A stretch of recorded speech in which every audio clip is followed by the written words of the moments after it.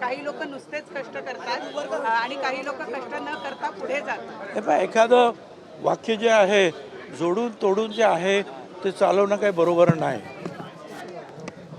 मी आठवण करून दिली की अगदी याच्या शेजारचा जो A10 बंगला आहे तिथे या पक्षाचा खरं म्हणजे जन्म झाला, या पक्षाची स्थापना झाली, या पक्षाचा झेंडा कॉन्स्टिट्यूशन असेल, झेंडा हे घड्याळ असेल,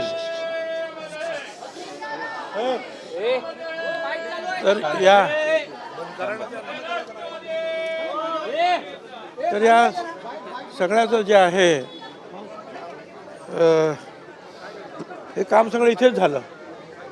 मी विरोधी पक्ष नेता होतो आणि तो बंगला होता. तर त्यानंतरचे जे आहेत जी स्थित्यंतर जे आहेत 27 वर्षातली ती एक चित्रपटासारखी डोळ्यासमोर जी येऊन गेली की त्यावेळा पवारसाहेबांनी घेतलेले कष्ट, जिल्हाध्यक्षसुद्धा निर्माण न त्यांची पदस्थापना झाली नव्हती, अचानक निवडणूक लागली आणि त्यावेळेला पवारसाहेब, मी आणि मग एकीकडे पक्षाची जी आहे संघटना स्थापन करणं आणि दुसरीकडे उमेदवार ठरवणं आणि उमेदवारांचा प्रचार, हे सगळं आठवलं. त्यातून हा पक्ष जो आहे हा राज्यामध्ये सुद्धा सत्तेवर आला, अर्ध सत्ता असेल म्हणा, उपमुख्यमंत्री वगैरे, पण त्याचबरोबर दिल्लीमध्ये सुद्धा पवारसाहेब आणि इतर मंत्र्याच्या रूपानं दिल्लीमध्ये सुद्धा मंत्रिमंडळामध्ये समावेश झाला. अनेक राज्यांमध्ये जे आहेत ह्या पक्षाचे मंत्री झाले, आमदार झाले, खासदारसुद्धा झाले. आज अजितदादा यांच्या नेतृत्वाखाली हा पक्ष इथे काम करतो. अचानक दादा सोडून गेले आणि मग सुनेत्राताई पवार यांच्या नेतृत्वाखाली आम्ही काम करतो. आता एखादी गोष्ट ठरवत असताना एखाद्या जागेसाठी व्यक्ती निवडत असताना त्याच्या प्रत्येकाची मतं जाणून घेणं हे लोकशाहीमध्ये अभिप्रेत आहे आणि ते होतं. त्या गोष्टी बाहेर गेल्यानंतर त्याच्यामध्ये फार मोठा वादविवाद आहे अशातला काही भाग नाही. अनेकांना वाटतं की आम्ही हे केलं पण आम्हाला तुम्ही दिलं नाही, आम्ही ते केलं आम्हाला दिलं, हे चालतं. प्रत्येकानं जे आहे आपलं काम करत राहिलं पाहिजे. पदं कमी असतात, कार्यकर्ते कष्ट घेणारे खूप खूप असतात, सगळ्यांना काही मिळतंच अशातला भाग नाही. पण पक्ष जो आहे प्रत्येकाला न्याय देण्याचा प्रयत्न मात्र आज ना उद्या ना परवा हा करतच असतो. म्हणून सगळ्यांनी जे आहे एकजुटीनं काम करा, एवढंच या प्रसंगी मला सांगायचं. काय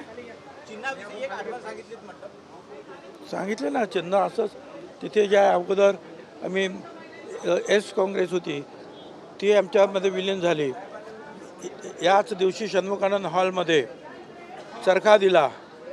याच दिवशी शिवाजी पार्कला लाखो लोकांची सभा झाली, चरखा दिला. चरखा इलेक्शन कमिशनने नाकारला.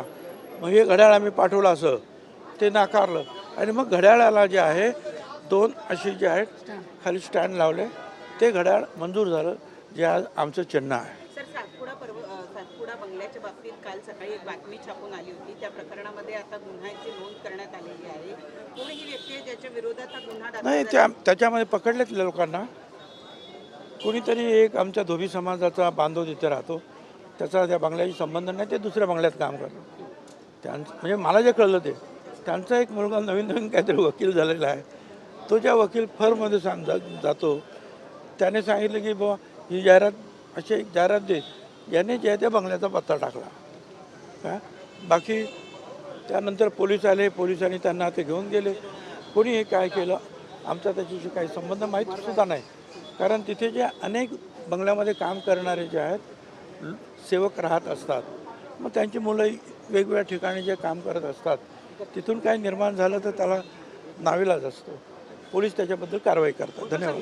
सवाल जानना चाहिए, आज यहाँ पे स्थापना दिवस था, आपने यहाँ पे झंडा आरोहण किया, क्या कुछ कहना चाहेंगे आज स्थापना दिवस के बारे आज 27 साल हो गए हैं इसी बंगले के बाजू में A10 बंगला जो विरोधी पक्ष नेता छगन भुजबल जी का था, वहाँ इस पक्ष का निर्माण हुआ।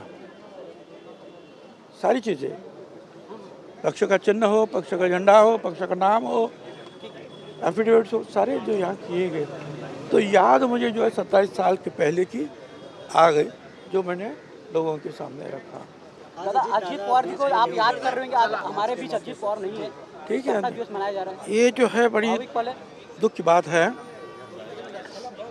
कभी भी ऐसा लगता है कि हम अभी भी उस धक्के से जो है बाहर नहीं आ सके हैं, क्योंकि जिस ढंग से जो है अजित दादा की मृत्यु हुई, वो चित्र जो है बिल्कुल दिल में लगा हुआ है। फिर भी जो है ऐसे लोग बोलते हैं ना, शो मस्ट गो ऑन।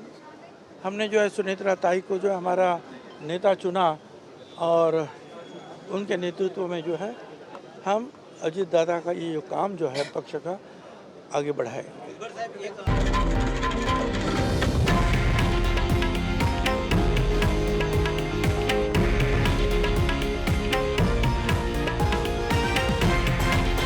हे आहे देशातील नंबर 1 न्यूज नेटवर्क आणि आपण पाहत आहात TV9 मराठी, एकमेव।